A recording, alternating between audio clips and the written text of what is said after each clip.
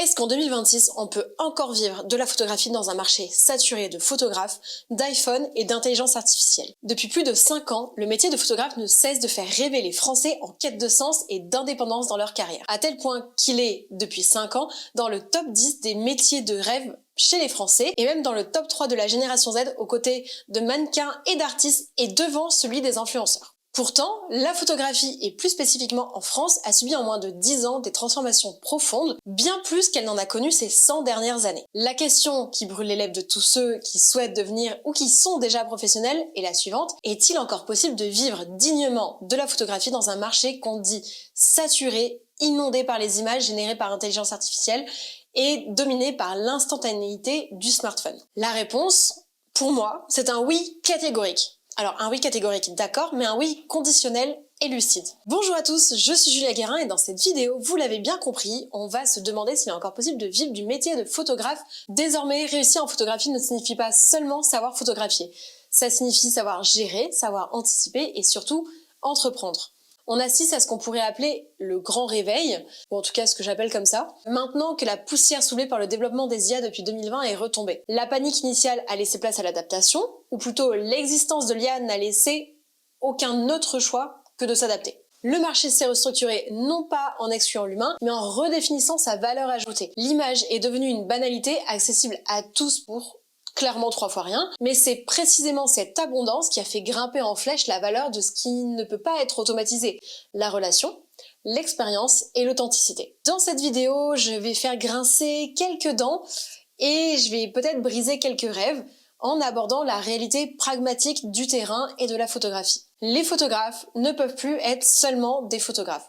On est des chefs d'entreprise qui exerçons dans le domaine de l'image. Donc ce que je vous propose, c'est de déconstruire ensemble le mythe du métier passion et de parler de la réalité économique des photographes en France. Pour comprendre comment vivre de ce métier, il faut d'abord savoir qui vous êtes aux yeux de l'État et du marché. En France, le terme photographe recouvre 2 statuts juridiques, fiscaux et philosophiques différents, et ça, c'est une invention française unique au monde. La France est en effet le seul pays à avoir créé 2 régimes administratifs et fiscaux totalement étanches entre ces 2 pratiques. Et on va commencer par le photographe artiste-auteur. D'un côté, on a donc le photographe-auteur, souvent désigné comme l'artiste. C'est le statut qui incarne vraiment le fantasme initial de la profession, la liberté créative, la vision personnelle, la bohème moderne en fait. Pour faire simple, c'est le statut des grands photographes qu'on connaît. Mais en 2026, ce statut est plus encadré et codifié que jamais. L'essence de ce métier ne réside pas dans la fourniture d'un service, mais dans la cession de droits sur une œuvre de l'esprit. La nuance, elle est subtile, mais elle est capitale pour la facturation et la survie du photographe. Lorsque vous êtes auteur, vous ne facturez pas votre temps de travail ni vos honoraires à l'heure, mais vous facturez la propriété intellectuelle, en quelque sorte le droit d'utiliser votre vision. Ça peut, par exemple, être une photographie de reportage vendue à un magazine, une série exposée dans une galerie ou un tirage limité vendu à un collectionneur. Sur le plan fiscal, vous déclarez des bénéfices non commerciaux, des BNC, et votre protection sociale dépend du régime des artistes-auteurs géré par l'URSSAF Limousin, à ne pas confondre avec l'URSSAF tout court qu'on connaît généralement beaucoup mieux. Ce régime, historiquement protecteur et moins coûteux en cotisation que le régime artisan car subventionné pour soutenir la création culturelle française, est extrêmement strict sur la nature des revenus éligibles. Ce statut pourrait sembler être le statut parfait, mais il a une contrainte absolue: l'artiste-auteur a l'interdiction de réaliser des prestations de services pures et dures avec les particuliers. La photographie dite sociale, donc tout ce qui va être mariage, portrait, photos scolaires, photos d'identité, portrait de grossesse, etc., et la plupart des commandes d'entreprises pour leur communication interne est complètement exclue de ce régime. Un auteur qui facture un mariage en droit d'auteur se place dans l'illégalité fiscale. C'est une erreur fréquente qui peut coûter très cher en cas de contrôle. Et oui. Et donc plus concrètement, l'artiste, il vend à des diffuseurs, la presse, des maisons d'édition, des agences de publicité, des galeries, tandis que l'artisan vend aux particuliers et aux entreprises en direct. Et justement, de l'autre côté du prisme, on a la voie choisie par l'immense majorité des professionnels qui visent une rentabilité immédiate et locale, le photographe artisan. Et on peut parler grossièrement d'un entrepreneur de l'image qui répond à une commande précise issue d'un besoin client. L'essence du métier d'artisan est de servir le besoin d'autrui. On est prestataire. On n'est pas là pour imposer notre vision artistique, bien que notre patte, notre style soit un argument de vente, mais pour immortaliser un événement, mettre en valeur un produit ou réaliser des portraits corporate pour un organigramme par exemple. Le photographe artisan, il vend une compétence technique et un savoir-faire qu'il facture en honoraires. Juridiquement, l'artisan, il relève de la Chambre des métiers de l'artisanat, donc la CMA, et les revenus sont classés comme des bénéfices industriels et commerciaux. Il cotise donc à la sécurité sociale des indépendants. C'est dans cette catégorie, je vous le disais, que se range le statut le plus couramment utilisé, celui de micro-entrepreneur. Contrairement à l'artiste, lui, l'artisan, il doit posséder ou développer une mentalité de commerçant. Sa réussite, elle ne dépend pas des critiques d'art ou des conservateurs de musées, mais elle dépend de sa capacité à satisfaire une clientèle directe, à gérer un service après-vente et à livrer un produit fini. Donc ça peut être des fichiers numériques, des tirages, des albums, tout ça dans un temps imparti. En 2026, la frontière entre ces deux mondes, bien que toujours étanche dans la loi, est devenue assez poreuse dans la pratique. Pour survivre, de nombreux photographes adoptent une stratégie hybride ou une double immatriculation, donc en tant qu'artisan et en tant qu'artiste-auteur. Le statut de prestataire, donc d'artisan, sert à assurer le fonds de roulement grâce au mariage, aux portraits, aux différentes prestations de clients particuliers et professionnels, tandis que le statut d'auteur sert à développer des projets plus personnels, vendre à la presse ou exposer. Cette gymnastique administrative, elle demande une rigueur comptable absolue pour ne pas mélanger les différentes sources de revenus. Maintenant que ça c'est dit, il est temps d'aborder la vérité qui fâche.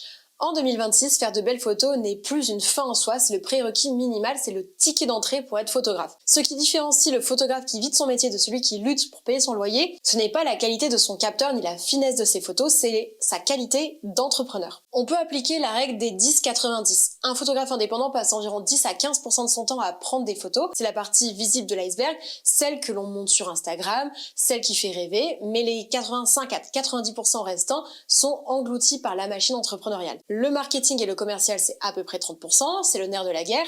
Si vous ne vendez pas, vous ne shotez pas. Cela inclut la démarche active, la stratégie SEO pour exister sur Google, l'alimentation des réseaux sociaux, la réponse aux demandes de devis et la relance des prospects. On a aussi ce qu'on peut appeler la post-production, donc c'est l'editing et la retouche, donc le tri, l'organisation des photos et le post-traitement. C'est vraiment le temps invisible qui est souvent sous-estimé par les clients où l'image brute devient le produit fini. Même avec l'aide de l'IA, cette phase elle reste très chronophage car elle garantit la qualité et la signature visuelle de votre travail. On a aussi l'administratif et la gestion, à peu près 20%, donc la comptabilité, la facturation, les déclarations URSSAF, la gestion de l'amortissement du matériel, les assurances, etc., etc.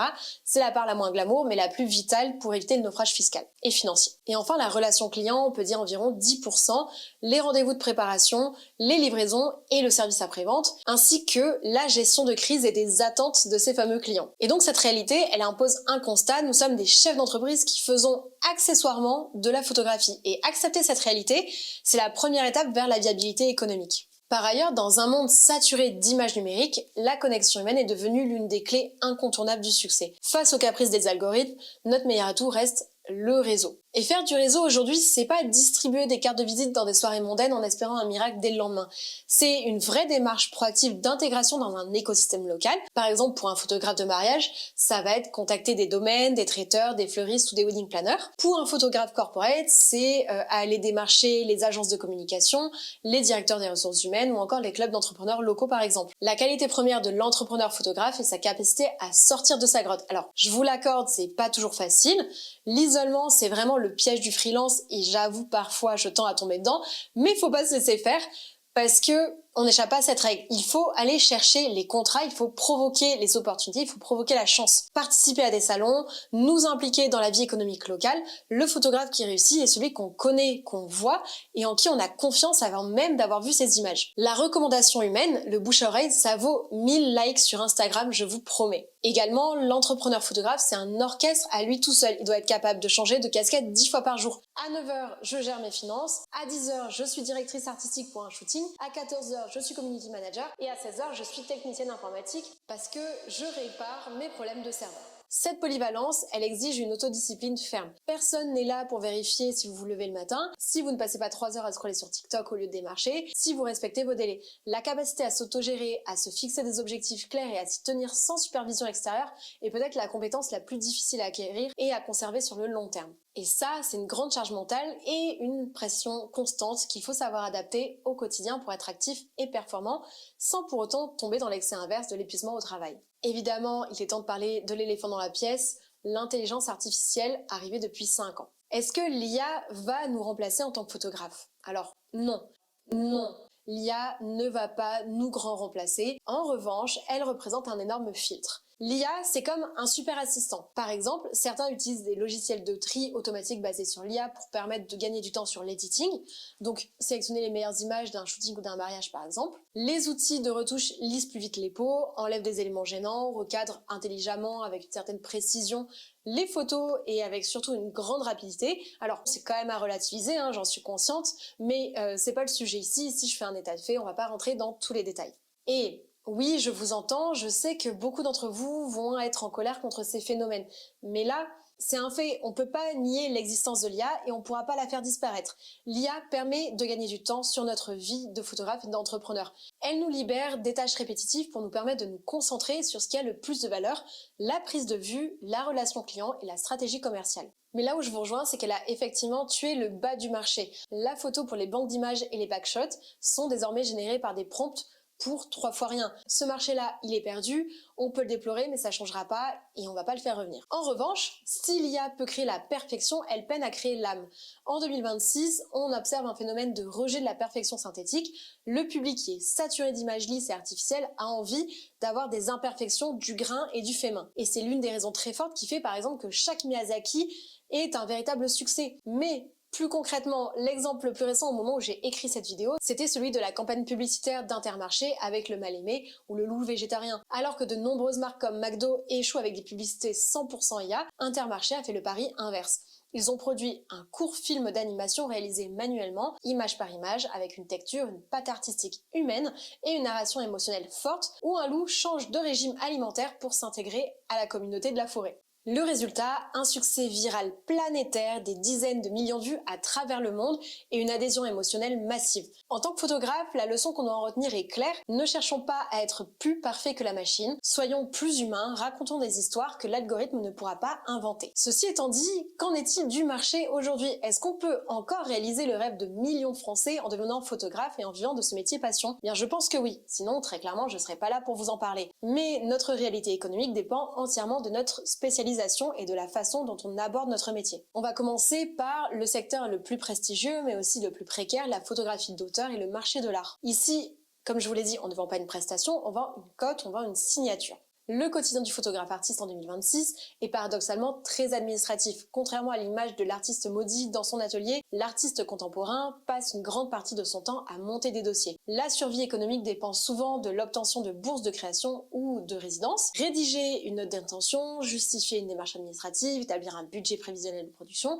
ça, ce sont des compétences clés pour avoir des financements. Et savoir écrire est donc devenu aussi important que savoir cadrer. Pareil, le marché des galeries reste également très sélectif. La dynamique est celle du temps long. On ne perce pas en 6 mois, il faut exposer dans des festivals, se faire repérer par des critiques, participer à des foires, etc., etc. Les revenus peuvent être très volatiles.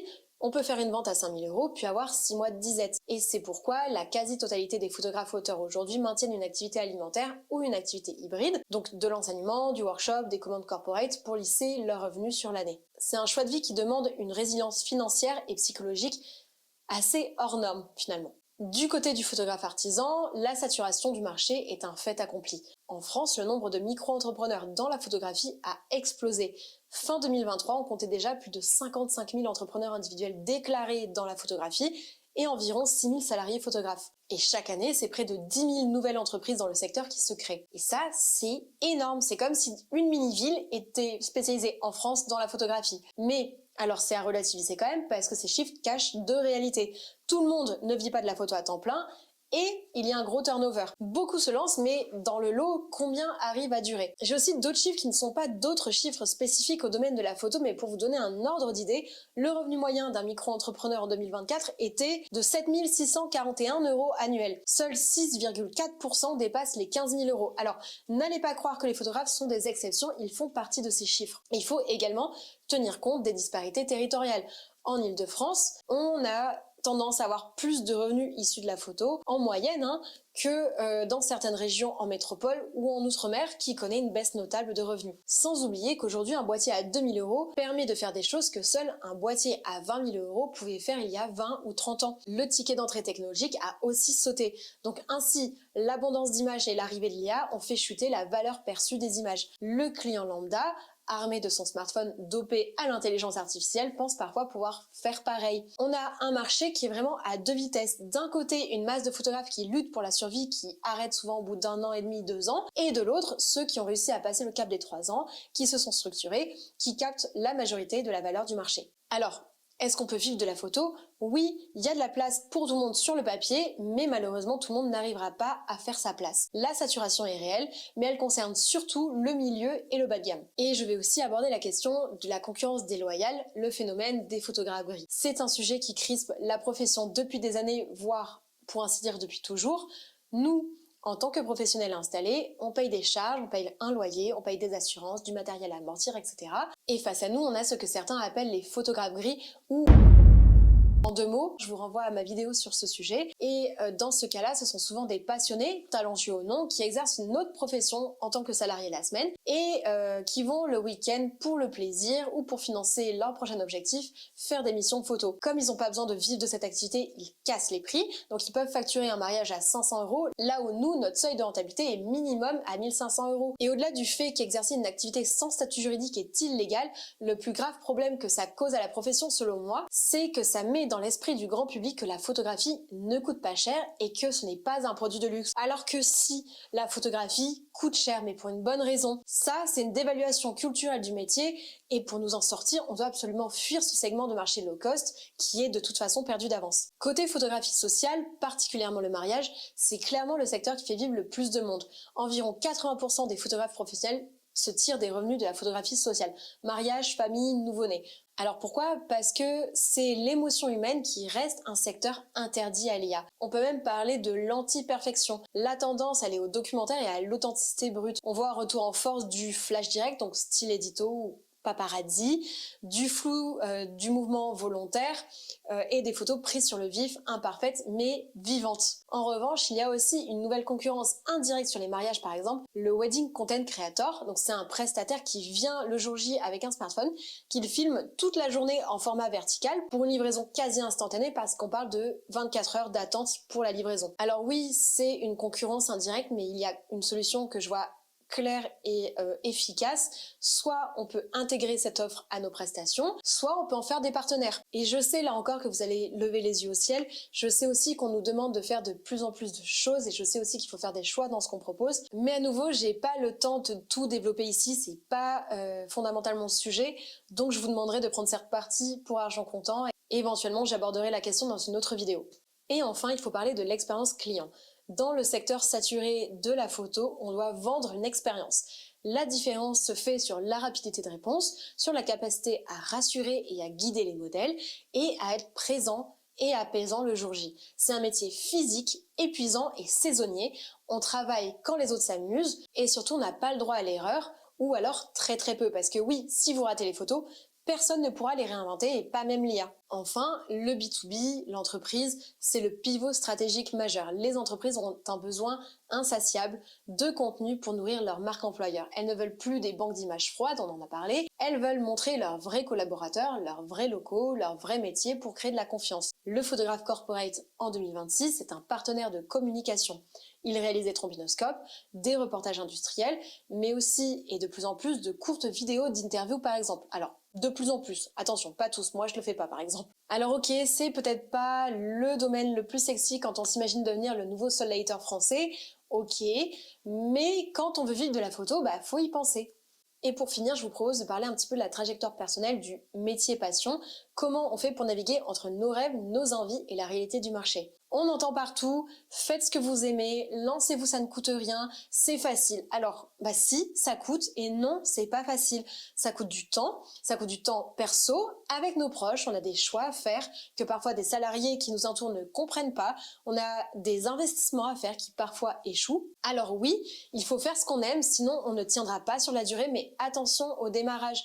La réalité du nouveau photographe professionnel est la suivante.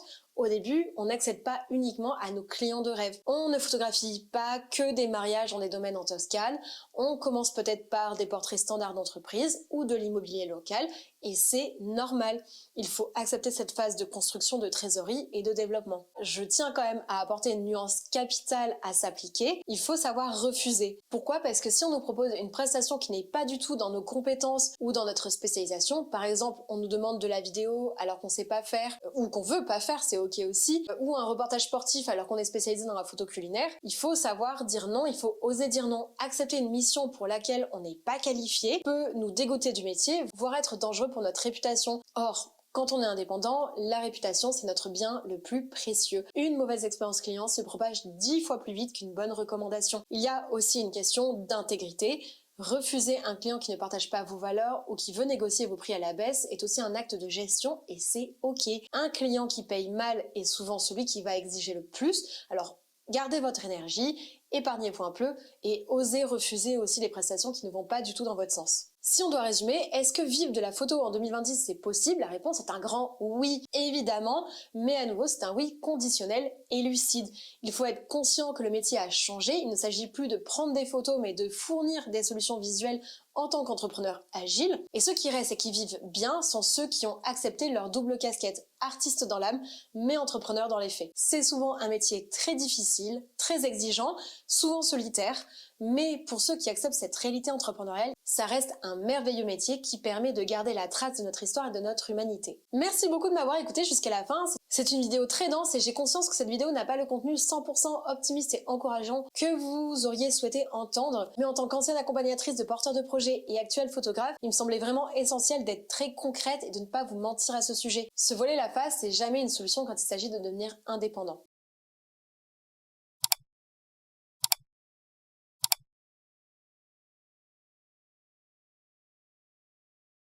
Chaîne de Thomas Maudit pour proposer des contenus variés autour de la photographie. Exceptionnellement, j'ai réouvert les commentaires sous cette vidéo. J'ai pensé que vous pourriez avoir des questions ou l'envie d'ajouter peut-être votre témoignage, alors n'hésitez pas, je lis tous les commentaires, sinon je suis disponible aussi sur Instagram en message privé. Merci encore et à bientôt!